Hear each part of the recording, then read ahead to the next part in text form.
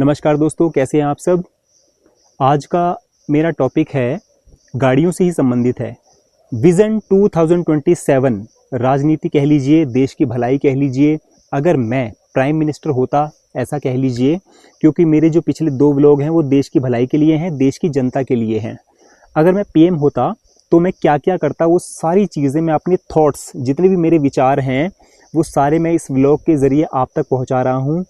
वो अलग बात है कि आप लोग व्लॉग नहीं देखते, लेकिन मुझे पूरा विश्वास है कि ये व्लॉग्स वायरल ज़रूर होंगे और तभी देश का भला होगा। अगर ये वायरल नहीं हुए तो मेरी ये सोच दबके रह जाएगी, जबकि देश की सरकार को ये सब चीज़ें करनी चाहिए जो वो नहीं कर रही है ना। तो पिछले 2 व्लॉग में जो नियम थे वो आपको बतलाए गए, नहीं आपने देखे हैं तो उस व्लॉग को आप जाके देख सकते हैं। मेरे चैनल का नाम स्क्रीन पर दिया हुआ है। तो आज का मेरा टॉपिक गाड़ियों से रिलेटेड ही है, और ये है गाड़ी बनाने के लिए और गाड़ी ख़रीदने के लिए। तो पहले हम गाड़ी बनाने के लिए बात कर लेते हैं। जितनी भी एजेंसीज़ पूरे भारत में हैं, पूरे भारत में जितने भी राज्य हैं, जितने भी डिस्ट्रिक्ट हैं, वहाँ जहाँ जहाँ गाड़ियाँ बनाने के शोरूम बने हुए हैं, फैक्ट्रीज़ हैं, वो एजेंसियाँ गाड़ी बनाने से पहले भारत सरकार से अप्रूवल लेंगी, तब जाके गाड़ी बनाई जाएगी। बिना अप्रूवल के गाड़ी अगर बनाई गई तो उस एजेंसी पर भारी पेनल्टी दी जाएगी या उस एजेंसी को सील कर दिया जाएगा। ठीक। अब मैं ऐसा बड़ा और कड़ा नियम क्यों कर रहा हूँ, क्यों कह रहा हूँ, आप वो सोचने से पहले इस क्लिप को देखिए जो कि मैं डाल रहा हूँ। ये देखिए।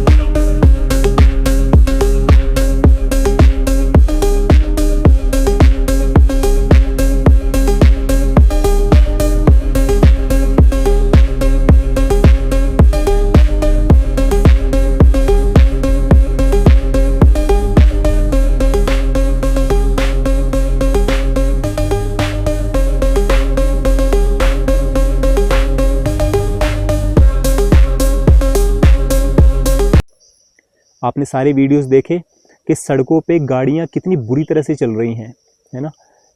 सड़कों पर गाड़ी चलाने के लिए जगह भी नहीं बचेगी। गाड़ियों के लिए तो बात ही छोड़ दो, आप पैदल चलने के लिए भी इंसान के पास धरती नहीं रहेगी, क्योंकि फ्लाईओवर आप बना रहे हैं, आप 4 लेन बना रहे हैं, लोगों के घर तोड़ तोड़ के 4 लेन बनाए जा रहे हैं, जंगल पे जंगल नष्ट किए जा रहे हैं। तो प्रकृति का विनाश हो रहा है ना। सिर्फ इंसान अपनी सहूलियतों के लिए ये सब कर रहा है। तो ये चीज़ें अब बंद होनी चाहिए। जिस किसी एजेंसी को भी गाड़ी बनानी है तो गाड़ी बनाने से पहले भारत सरकार के ऑफिस में आरटीओ के ऑफिस बनाए जाएंगे, शहर शहर में, हर स्टेट में, और उन्हें वो फाइल सबमिट करानी होगी कि भी हम इतनी गाड़ियाँ बनाना चाहते हैं।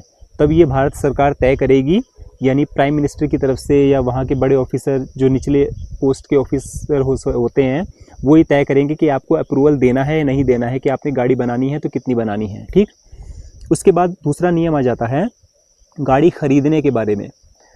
जो इंसान गाड़ी खरीदना चाहता है, मान लीजिए मेरे पास गाड़ी नहीं है और मैं 4 व्हीलर खरीदने के लिए शोरूम चला जाऊं, ऐसा नहीं होगा कि जेब में पैसे डाले या फाइनेंस कंपनी के पास चले गए, फाइनेंस की बात करी और उसको उठा के एजेंसी ले गए और गाड़ी उठा के ले आए, ऐसा नहीं होगा। अब आपको गाड़ी खरीदने के लिए भी सरकार का अप्रूवल लेना पड़ेगा। उसके लिए आपको एक फॉर्म दिया जाएगा, आप उस फॉर्म को फिल करेंगे। उस फॉर्म में मेन चीज़ जो मैंडेटरी चीज़ होगी वो होगी कि आपके घर में मेंबर कितने हैं, मेल कितने हैं, फीमेल कितने हैं, बच्चे कितने हैं, बूढ़े कितने हैं, वो सारी डिटेल भरी जाएगी। ठीक। उसकी जो आपने फॉर्म में इन्फॉर्मेशन दी है उसकी फिजिकल वेरिफिकेशन भी होगी आपके घर पे, आपके एड्रेस पे जाके, जो आपने एड्रेस उसमें दिया होगा, है ना। एड्रेस जो है पैन के आधार के बेस पे ही होगा, और वो वेरिफिकेशन होगी कि आपने जो फॉर्म में लिखा है कि आप घर में इतने मेंबर हैं, वो उतने मेंबर घर में हैं भी या नहीं। अगर आपकी बात झूठ निकली तो आपके खिलाफ कानूनी कार्यवाही की जाएगी, सख्त से सख्त कार्रवाई की जाएगी, ठीक, कि आपने झूठ क्यों लिखा। उसके बाद ये सरकार तय करेगी या आरटीओ ऑफिस के ऑफिसर तय करेंगे कि आपको गाड़ी खरीदने का अप्रूवल देना है या नहीं देना है।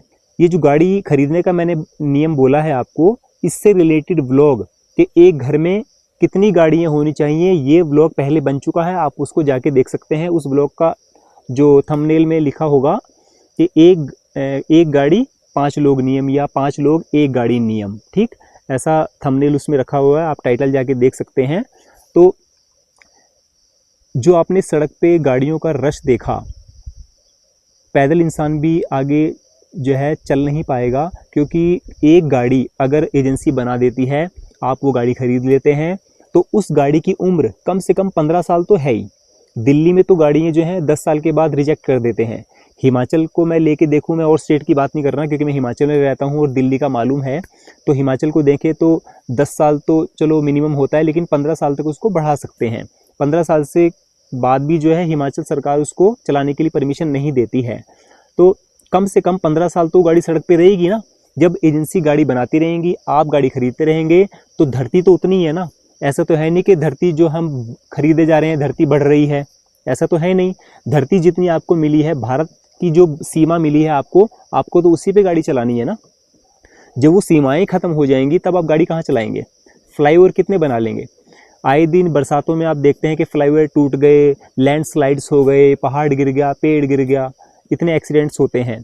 इसलिए होते हैं कि 4 व्हीलर के लिए जो है 4 लेन बनाए जा रहे हैं, फ्लाईओवर बनाए जा रहे हैं, और जंगल पे जंगल नष्ट हो रहे हैं। प्रदूषण बहुत बुरी तरह से बढ़ता चला जा रहा है, जो कि बीमारियों का घर है। तो इसलिए दोस्तों, मैंने ये 2 नियम आज के लिए रखे, और ये मेरा तीसरा व्लॉग था, और इस व्लॉग की गिनती शायद ख़त्म नहीं होगी। जितने रूल्स, जितने मेरे माइंड में ये विचार आते रहेंगे, मैं आपके सामने रखता रहूँगा, और ये विचार मेरे जो हैं ये देश की जनता की भलाई के लिए हैं। बहुत से नेताओं ने बड़े बड़े वादे किए, वो वादे पूरे नहीं करते हैं। तो मैं रहा पूजा पाठी इंसान, मैंने जितना भी कमाया वो लोगों की भलाई में भी लगाया है, और जबकि जितना कमाता हूँ थोड़ा ही कमाता हूँ, खुद पे भी खर्च करता हूँ, घूमने फिरने जाता हूँ, व्लॉग्स बनाता हूँ मंदिरों के, टूरिस्ट प्लेस के। आपने मेरे व्लॉग, दूसरा चैनल है मेरा विकास भटनागर 1981 के नाम से, वो भी आपने, कई लोग देखते हैं मेरे व्लॉग्स, तो कमेंट्स भी करते हैं। तो मैं अगर पीएम होता तो मैं ये नियम फ़ौरन लागू कर देता। तो आज का मेरा ये व्लॉग इतना ही है। नेक्स्ट संडे, क्योंकि मेरा ये व्लॉग देश की भलाई के लिए जो भी मेरे व्लॉग बन रहे हैं वो हर संडे को बन रहे हैं, हफ्ते में एक ही बार बन रहे हैं, और सुबह 8 बजे ये व्लॉग अपलोड हो जाता है हर संडे को। तो अगले संडे फिर दोबारा मिलेंगे नए विचार के साथ, आपके लिए नई राहत के साथ फिर मिलूंगा। जय श्री राम।